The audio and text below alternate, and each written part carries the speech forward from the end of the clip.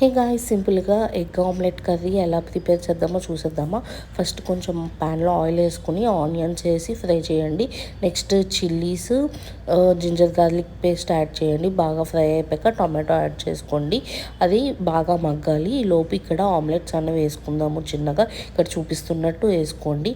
Next వచ్చేసరికి ఇది కొంచెం మగ్గాక ఇందులో కొంచెం సాల్ట్, కారం, గరం మసాలా, ధనియాల కుండ వేసుకుని బాగా మిక్స్ చేసుకోండి. మిక్స్ చేసుకున్నాక బాగా మగ్గించండి. దీన్ని మగ్గించాక ఇందులో వాటర్ అన్నది యాడ్ చేసుకోవాలి. వాటర్ యాడ్ చేసుకుని బాగా బాయిల్ చేసుకోండి. ఇది బాగా బాయిల్ అయిపోయాక ముందుగా వేసుకున్న ఆమ్లెట్స్ ఇందులో యాడ్ చేయండి.